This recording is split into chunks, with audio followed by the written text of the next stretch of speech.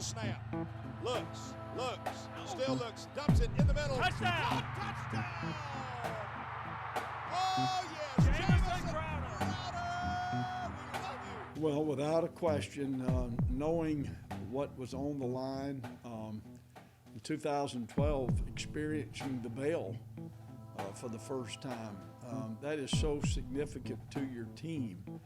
And then in 13, being able to keep it and secure a Coastal Division championship. What it takes me back to are players. Players win championships. Players win big games. And those memories of those guys and those plays. And if you're going to win this game, this rival game, someone is going to generally step up somewhere in the second half, if not the fourth quarter, and make plays. There's a snap. Here comes pressure. He's in trouble. Throws it up for grabs. It's intercepted. Brian Fields to the 45. Cuts outside to the 30. There goes Fields down the sideline. Touchdown! A pick six for the senior. Our team, as we've gotten better, we have created a rivalry. When we came in, I think one win in, I don't remember how many years, 18, 19 years, something close to that. And our team has focused on, not just being able to beat a really good North Carolina team, is developing a program. And so I think it's important that players like Daniel Jones and Brian Fields and Devon Edwards and these guys, Anthony Boone, that have done these things through the years, we need to remember them. Daniel Jones with a first down. Daniel Jones is loose inside the 30, cuts to the middle, and he will score!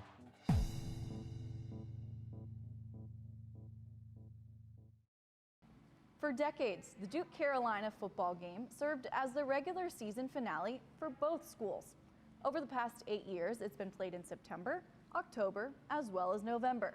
But no matter where it appears on the schedule, fans from both programs anticipate it beforehand and remember it well afterwards.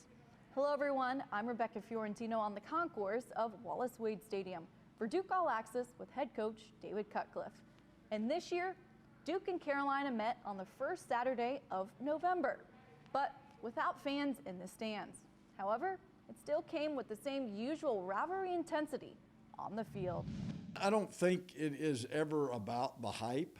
The intensity is the word I would like to use. I think the intensity of everybody changes in preparation. It's certainly, you expect that in the game, but you don't need to create an edginess for practice. So the focus has to be on playing well, on preparing well. And when you're playing a rival, then it seems like it's kind of been this way my whole career, that are certainly different teams are the best teams you play each and every year. North Carolina fits that profile, and so you really kind of zero in on the things that win games. And I think it's good for your team to play in rival games because it intensifies practice.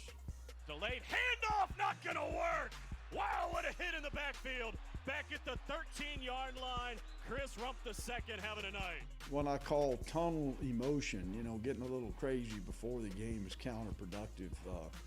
You're going to have momentum swings in any game. In a rival game, you have to be able to handle those momentum swings. And I think, again, there's got to be an intensity, but no panic. We have a game maxim we believe in, that if at first the game or breaks go against you, don't let up, put on more steam. And so you can't go out there all hyped up, something go bad early and be deflated. So I think that's a big part of rival football. Coming from the Northeast in the great state of Massachusetts, I didn't necessarily have the in-person understanding or feel of the Duke-North Carolina rivalry until I got down here, experienced it for the first time in the fall of 2018. Coming down here and experiencing it for myself, it's definitely something special. We don't like them, they don't like us. Fan bases don't like each other. So it's a lot of fun, hearing the, which blue is best, our blue is best, dark blue, baby blue. But yeah, I mean, it's definitely something special, something we look forward to every season, and hopefully, we'll go out there and get the W against those guys this year. Duke All Access is brought to you by Coca-Cola. Together tastes better. By Continental Tire for what you do. And by Gatorade. Win from within. Don't wait for tomorrow. Make the days count. Gatorade has carbs to fuel and electrolytes to help replenish, so you can count on the proven formula. Nothing beats Gatorade. Nearly 150 years of experience goes into making each and every Continental Tire.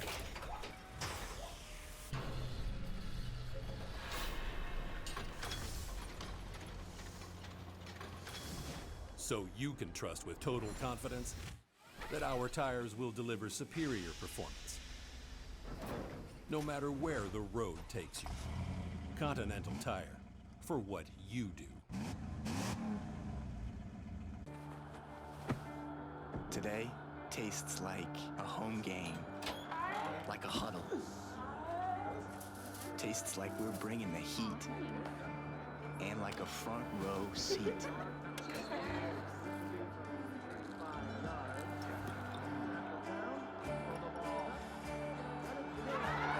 Today tastes like we're a team, and it never tasted this good.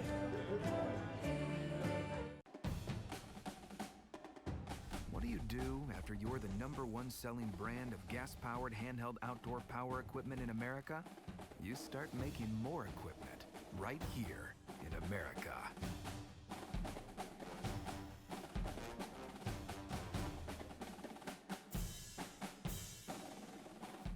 Real steel. Find yours.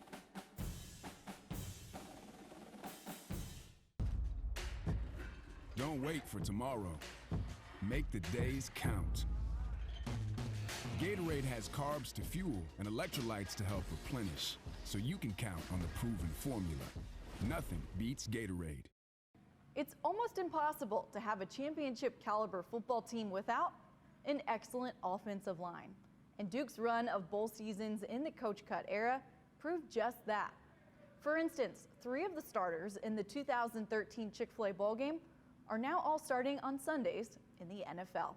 We're talking about first-round draft pick Laken Tomlinson, now with the 49ers, Lucas Patrick with the Packers, and Matt Skura with the Ravens.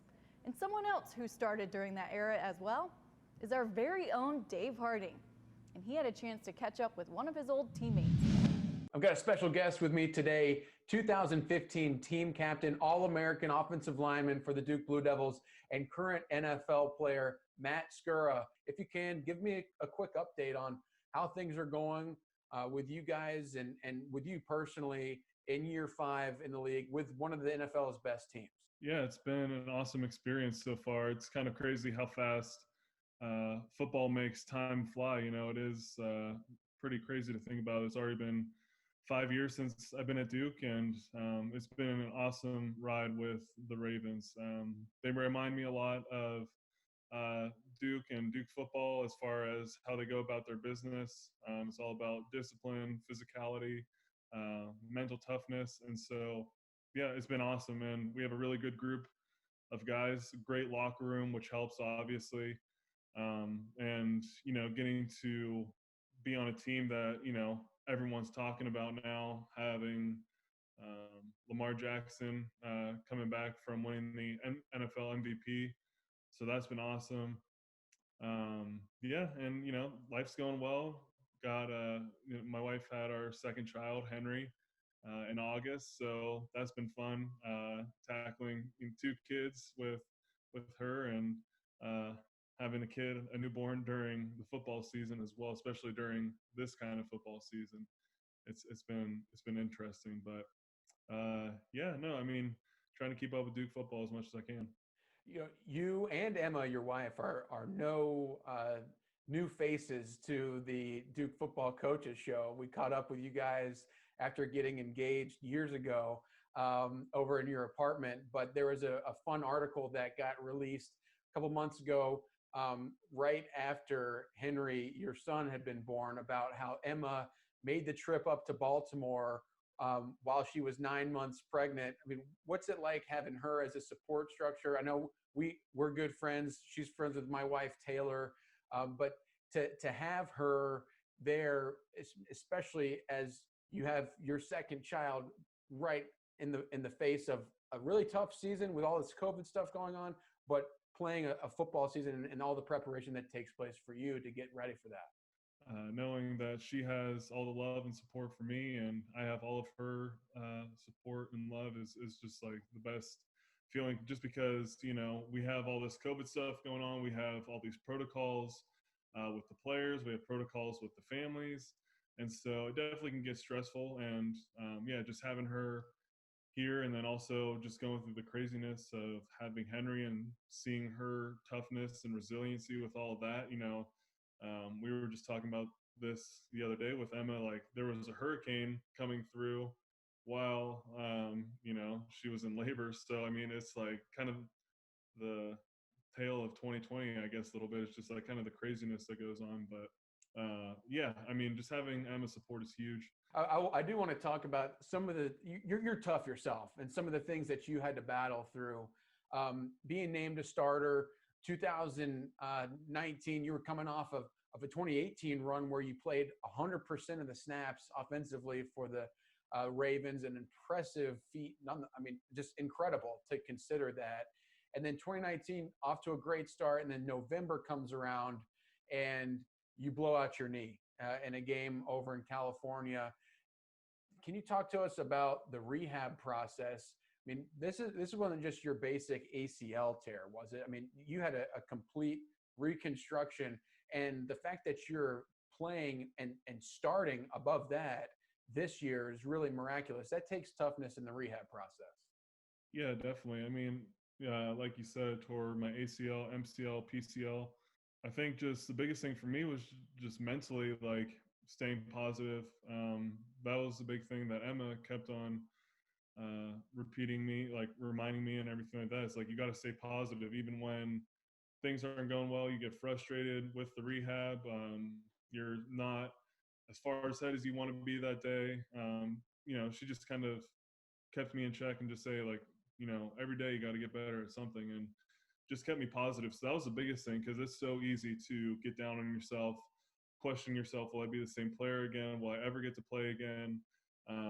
What do the coaches think of me? What do players, like, do people still trust me as a player, and all that stuff? So that was definitely things that, like, go through your head, because I had to be on crutches and non-weight bearing on my right or my left leg for 6 weeks. And so you just spend a lot of time sitting and watching TV and kind of in your own head. So it's definitely easy to take you to, like, that negative space. But yeah, just tried to attack the rehab as best I could. I just making sure I was on top of it the whole time was the biggest thing. And it definitely feels good to be back on the field and playing again.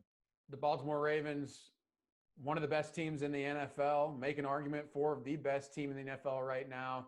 And you get to snap on a daily basis to certainly one of the best and most exciting quarterbacks to watch, Lamar Jackson. What's it like being part of the Ravens this year, and especially with the offensive efficiency that you guys have? It's got to be a lot of fun. Yeah, it's definitely a lot of fun. It's exciting. Knowing just all the different kind of plays we can run with Lamar. We can run the very traditional plays that you see most NFL teams run, or we can go as crazy as we want with the quarterback reads and the options, the triple options, all that stuff. So it makes it fun. It makes luckily Greg Roman makes it pretty easy as far as the offensive line understanding our assignments and the schemes, but it makes it really tough on defenses. So they definitely do a good job of putting us in the best position and maximizing our strengths as players. And yeah, Lamar's just the ultimate competitor. He's a great guy, great teammate, someone who, he looks out for his offensive line, he defends his offensive line. And yeah, I mean, it's just been awesome to get to play with him. a silver lining to the pandemic, we figured out Zoom. Great to be able to catch up with you, and I'm grateful that Duke fans have a chance to hear where you are, and we're certainly excited about the progress that you've made to get to this point, and cannot wait to see the rest of this year and what it has in store for you with the Ravens. Matt, thanks so much.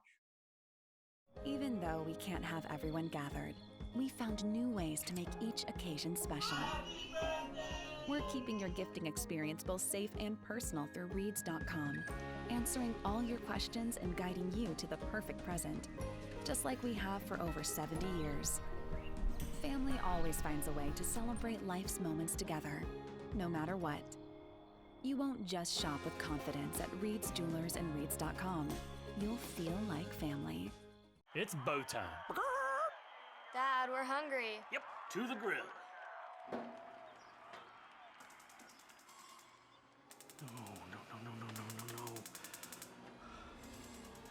Out of gas on game day? Drop a big bow box on it. Game on. Feed a family of 4 with 8 pieces of scratch-made chicken, biscuits, fixins, and tea. It's bow time. Time to start it up, America. You've got a lot of joy to make. And we're kicking off the Ford Built for the Holidays sales event. Because you've got turkeys to fry and thanks to give. To help you do it right, we're giving you 90 days payment deferment and 1,000 trade assist cash on the Built Ford Tough F-150 and Ford Ranger. That's on top of what your eligible trade is worth. That'll make a lot of joy this season. Now get F-150 with up to $11,000 in total savings, including 1,000 trade assist on top of your eligible trade-in, only at your Carolina Ford dealer.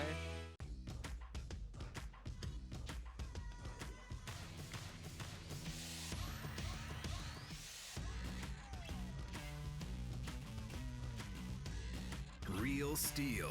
Find yours. And find what fuels you. Not sold at Lowe's or the Home Depot. Pick up at over 9,000 local steel dealers. Find yours at steeldealers.com.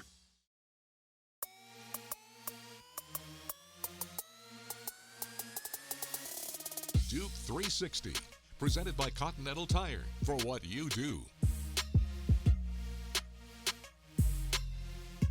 Everybody loves a good rivalry game. As a player, it's one of the big reasons you play the game. The emotion, the energy, the anticipation leading up to playing against your crosstown foe.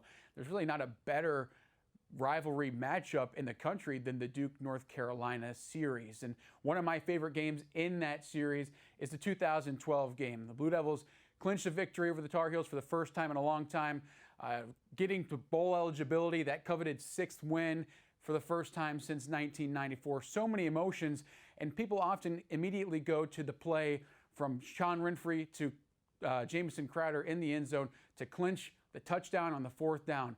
But in rivalry games, one of the big things that will get you to a victory is having the entire team step up around you, everybody playing their role. And I want to take a look back at that final drive. Just over 3 minutes to go in the game. Duke's down, and the Blue Devils needed to drive the field to go ahead. The score, 30-26, Tar Heels ahead. And look at the other players that stepped up to the plate to help get Duke down the field, to have the opportunity to throw the final electric play there to Jamison Crowder at the end. Sean Renfrey and at quarterback did a masterful job on this drive, going 7 of 11 in his passes. And Conor Vernon was one of his favorite targets. This is 3rd down and 5.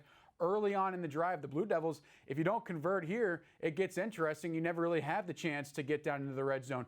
Here's Conor Vernon at the top of your screen, working a little rub route. It's a delayed slant. Watch here, Isaac Blakeney runs a vertical route to knock off the man-to-man defender a little bit off of Conor Vernon.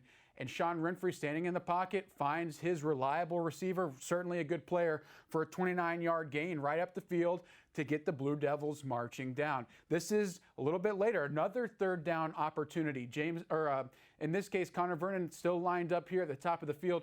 Watch his ability to find the hole in the zone defense, the patience by Sean Renfrey to stand firm in the pocket, great pass protection, might I add, to give him the time to survey the field. And on 3rd down, another clutch reception by Conor Vernon.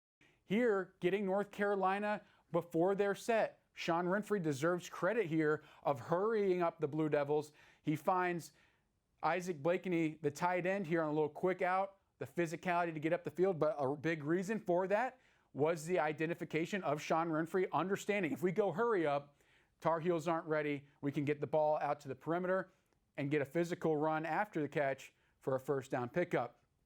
Moving the ball down the field. It takes everybody. This is one of my favorite plays. Another third down situation. The Blue Devils had to convert 3 of those third downs to keep the drive alive in this game.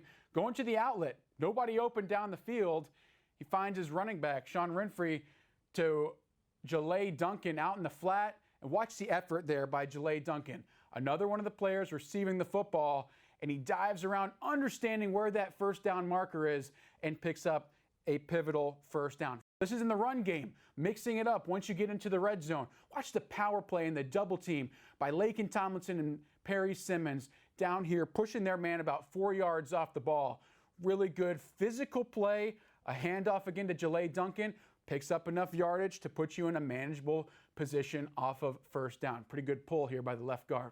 Look at that, big 74 doing work.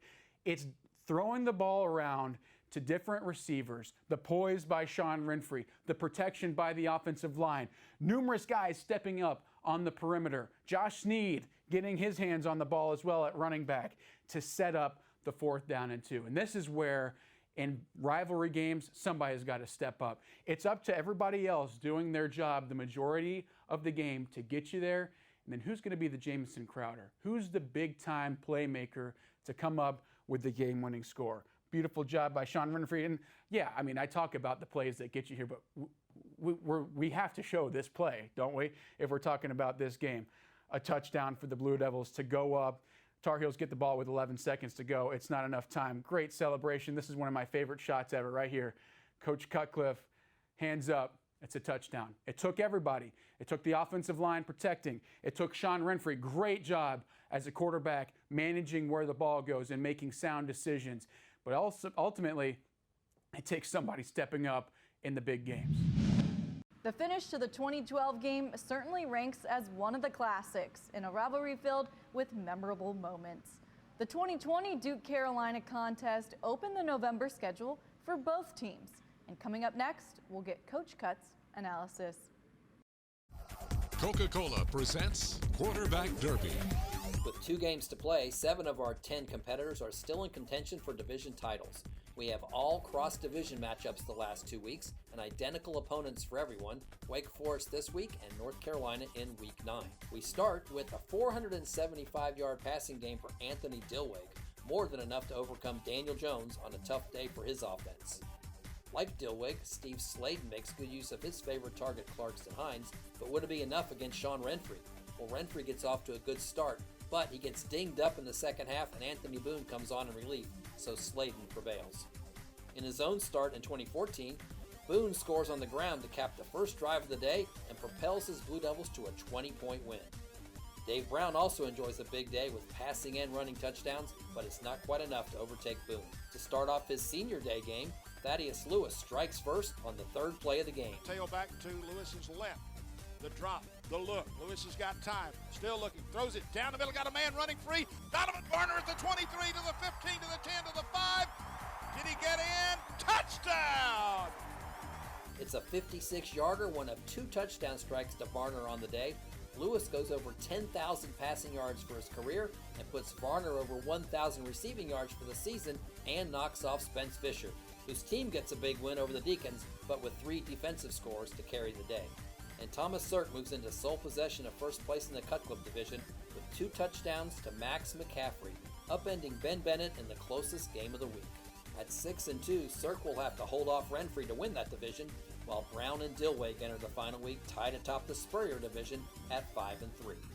With Dilweg and Sirk going head-to-head, Carolina week promises plenty of fireworks to close the regular season.